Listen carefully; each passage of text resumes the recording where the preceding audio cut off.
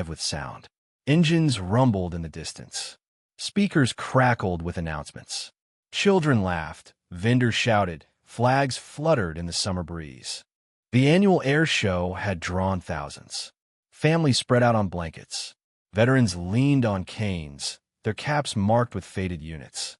Young couples carried cameras, eager for the perfect shot. Everyone had their eyes fixed on the sky. That was where the magic was happening. That was where thunder roared and fire painted trails across the horizon. No one looked down. No one noticed the woman in the middle of the crowd. She sat on a simple folding chair, hands resting in her lap.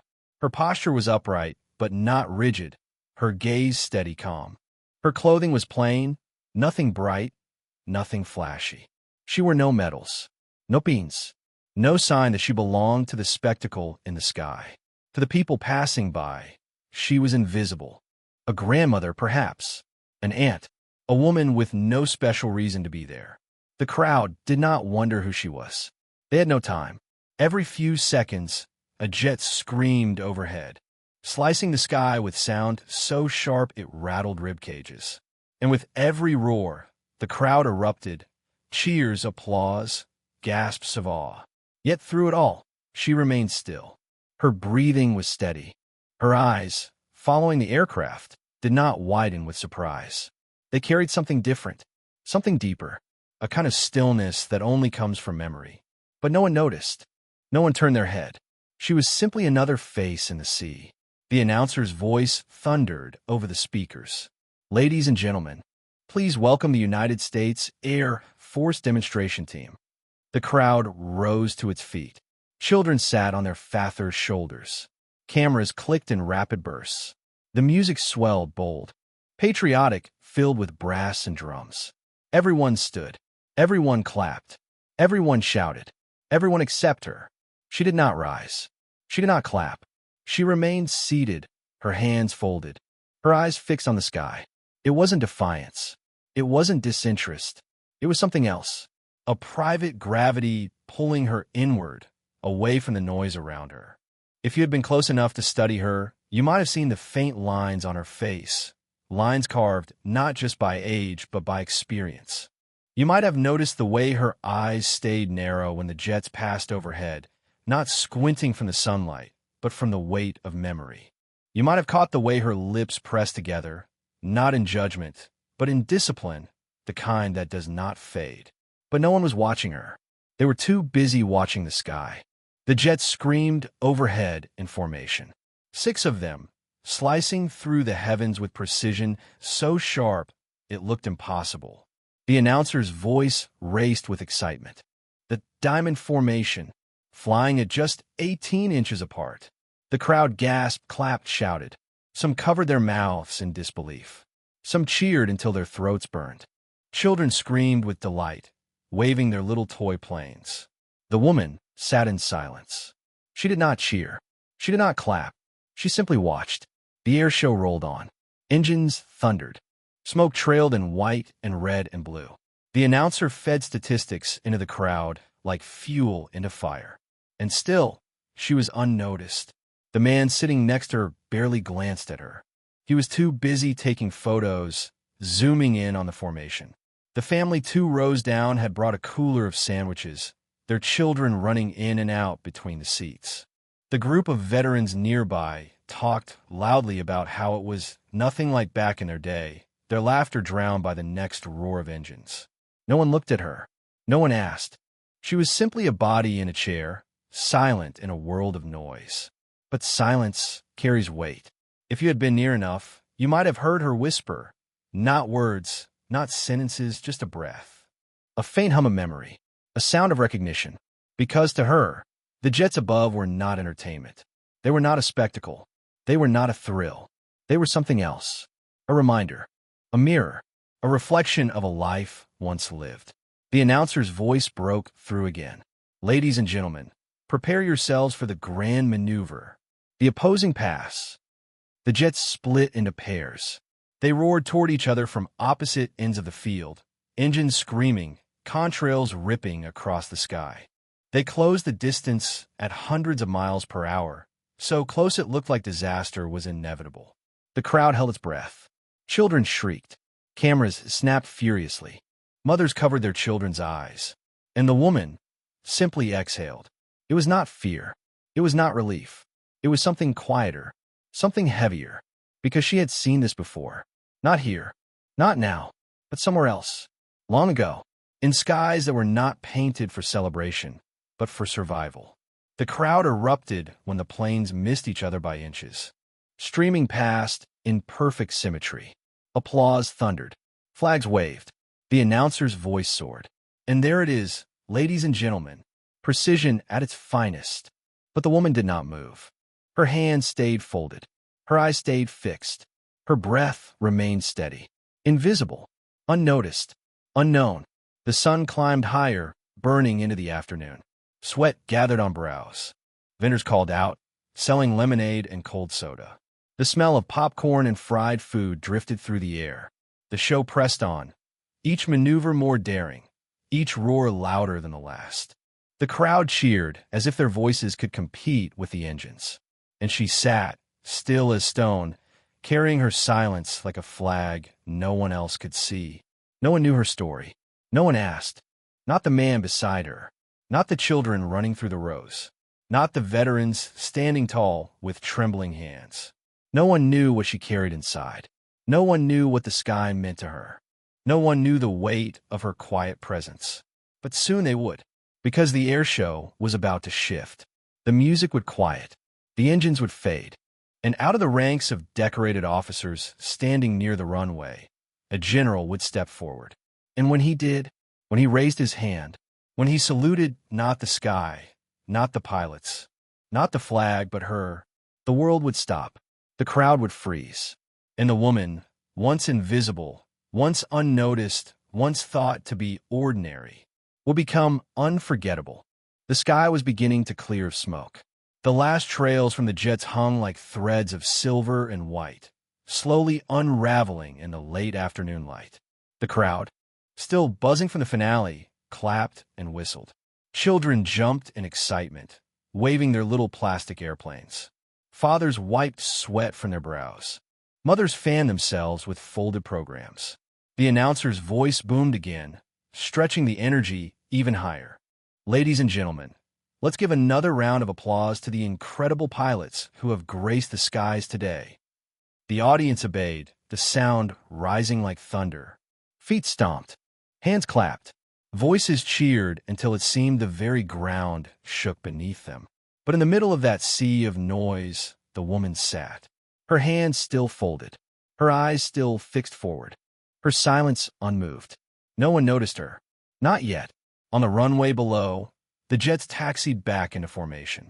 Their engines whined down, the roar giving way to a steady hum. Ground crews in reflective vests waved their orange paddles, guiding the massive machines into place. The music played again, bold, triumphant, heavy with pride. And then the line of decorated officers stepped forward. Rows of uniforms, rows of medals, rows of faces weathered by service, framed by authority. At their center stood a man whose presence seemed to part the air itself. A general. The crowd recognized him instantly. They knew his rank, his reputation, his face. They clapped louder, their cheers rising again. He did not smile. He did not wave. His eyes scanned the stands. Searching, the announcer's voice carried over the speakers once more. Please welcome General Marcus Hale, decorated with 30 years of service, here to honor today's demonstration. The crowd rose to their feet. Phones lifted to record. People shouted his name, waving flags high in the air. But the general did not look at them. His eyes continued moving, searching, and then they stopped. Stopped on her, the woman in the chair, the woman no one else had noticed. For a moment, nothing happened. The air seemed to still. The noise of the crowd blurred, as if the world had lowered its volume. The general's gaze did not break. He took a step forward, then another, and another, each one deliberate, measured, purposeful.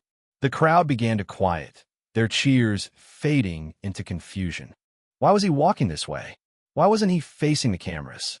Why wasn't he saluting the flag, or the pilots, or the nation itself?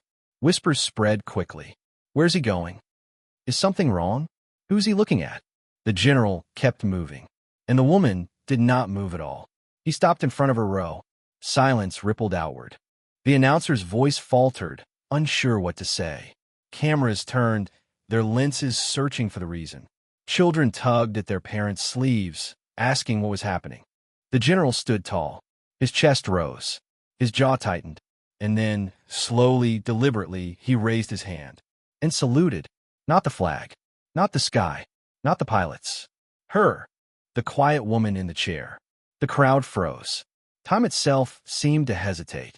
A hush fell so heavy that even the summer wind seemed to hold its breath. Every head turned. Every eye locked on her. The woman who had blended into the crowd all afternoon. The woman no one had spoken to, no one had noticed, no one had thought twice about.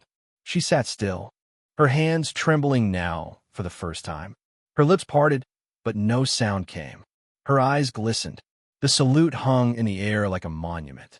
Sharp, unyielding, unmistakable. And with it came realization. Gasps whispered through the crowd. Some stood taller, trying to get a better look at her. Others covered their mouths, stunned. The veterans in the front row stiffened, their hands tightening on their canes. They knew. They understood. No general gave a salute like that without reason. And if he was saluting her first, it meant something. Something that shook the air itself. The announcer's voice finally broke through, unsteady now. Ladies and gentlemen, it appears the general has chosen to render honors to a guest among us today. But even he didn't know her name. No one did. The woman's breath caught. Her fingers curled tighter in her lap. She shook her head, almost imperceptibly, as if to deny the moment, as if to refuse the weight suddenly placed upon her. But the general did not lower his hand. He held the salute, long, firm, unshakable. The crowd began to clap again, slowly this time, hesitant, uncertain, until it spread, until the applause rolled like thunder, not for the jets, not for the spectacle, but for her. And still, she did not stand. Not yet. Her eyes shimmered. Her lips trembled. The world pressed its gaze upon her, demanding to know who she was, why she deserved such honor. But she said nothing. She only breathed, quietly, steadily. The applause grew louder. Some shouted words she could not hear. Some cried. The veterans in the front row began to salute as well, their hands shaking but firm. One by one, others followed. Not just soldiers, not just veterans, civilians too. Mothers, fathers, children, hands raised in awkward imitation, unsure of the form, but certain of the feeling. The entire field, 1,000 strong, saluting one woman, and she still sat. But something had changed. Her silence was no longer invisible. It was luminous. It carried weight now, recognized, honored. Finally, slowly, she moved. The two of them stood, locked in silence. No words, no explanation, just a salute, one of recognition, of memory, of honor too deep for language. The world around them blurred. The jets, the cameras, the music, the thousands of eyes. It all disappeared, leaving only two figures, a general and a woman once invisible. The salute ended. The entire crowd seemed frozen. The jets that had thundered overhead a moment ago had already vanished beyond the horizon, their roaring echoes fading into memory. Yet here in the grandstand, not frenzy, but an undercurrent of voices, rising and falling, questioning, doubting, speculating. From the stage, the general stood motionless, watching the woman who had become the sudden axis of the day. The announcer, who had been preparing to introduce the next formation, hesitated, microphone in hand. He glanced toward the general, as if waiting for a cue, but none came. The general's silence was its own command. Not yet. The program, the schedule. She looks too ordinary, too quiet. Ordinary. That word clung to her like a shadow. She wore no uniform, no medal, no insignia that would reveal her place in history. Just a simple blouse, a modest skirt, hair tied back neatly, as unremarkable as the neighbor you might pass on your street and forget the next moment. And yet, here, now, she was unforgettable. his weathered features marked by time and memory. He squinted, not at the general, not at the sky, but at her, the woman. His lips trembled as he whispered again, this time softer, almost to himself. "I know that face from long ago." Gasps fluttered through the rows around him. The tide of speculation shifted, all eyes darting between the man with the cane and the woman who remained so terribly, impossibly calm. She did not nod. She did not deny. She simply received his words like a stone receives the sea, without movement, but not without weight. The general's jaw tightened. His silence deepened, but his eyes burned with something unspoken. Respect, yes, but also recognition. He knew, and he wasn't ready to share. Not yet. The salute had been his truth, delivered without explanation. But the crowd would not rest with half answers. "Tell us," a young woman shouted, unable to contain herself. "Who is she?" Others joined in. "Yes. Why her? What's going on?" "General, explain." The announcer's hand shook around the microphone, torn between duty and the swelling pressure of the crowd. He glanced again at the general, whose expression remained carved from stone. Finally, the announcer spoke, voice wavering. "Ladies and gentlemen, please remain calm. The program will resume shortly." But the crowd was no longer listening. The whispers had transformed into a current of voices, demanding clarity, demanding truth.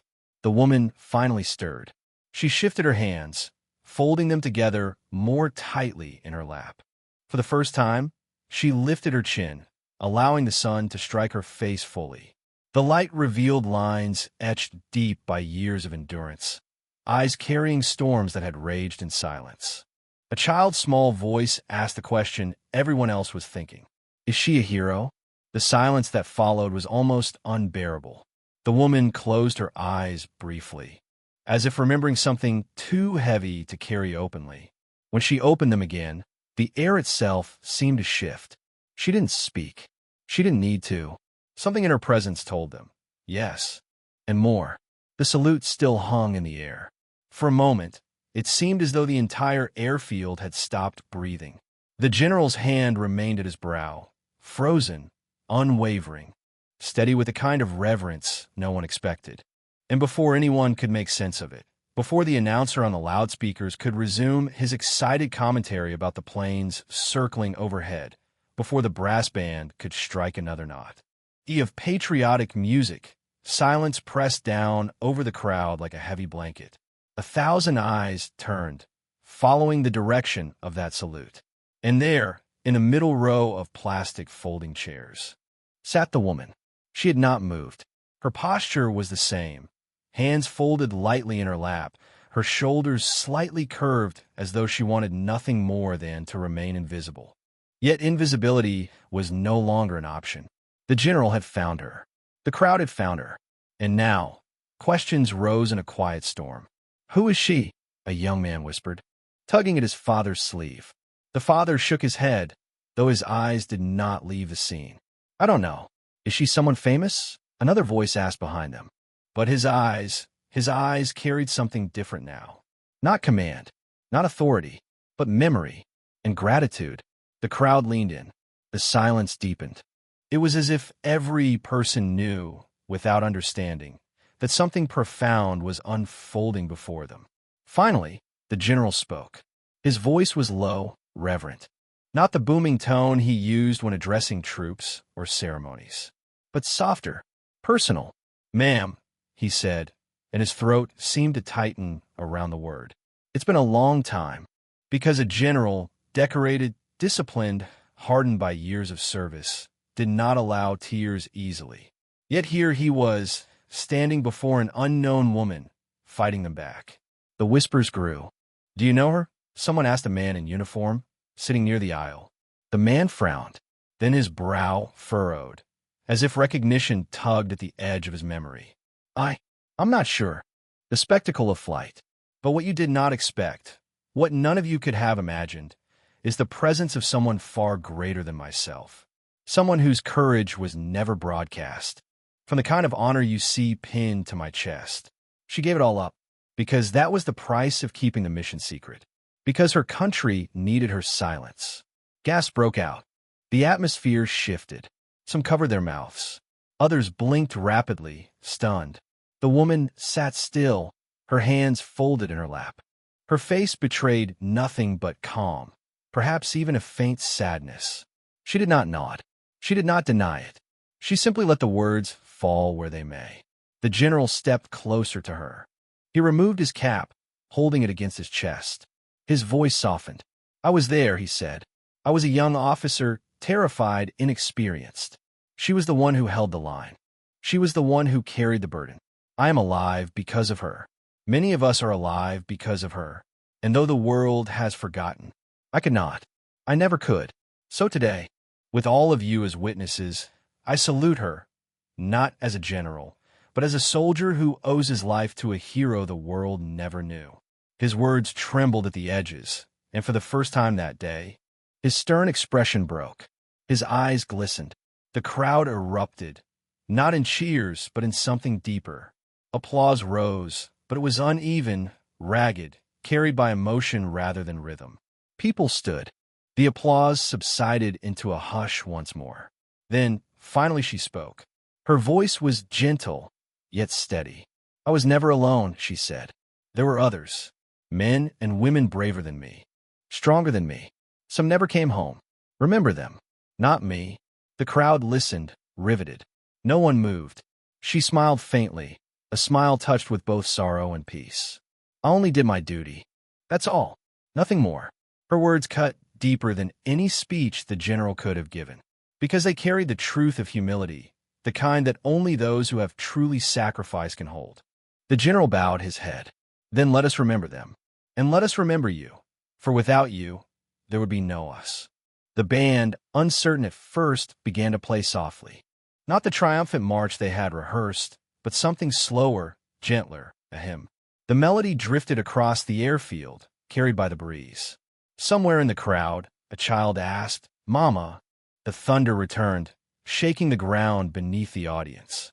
Yet even as the spectacle roared back to life, the people no longer saw only the machines.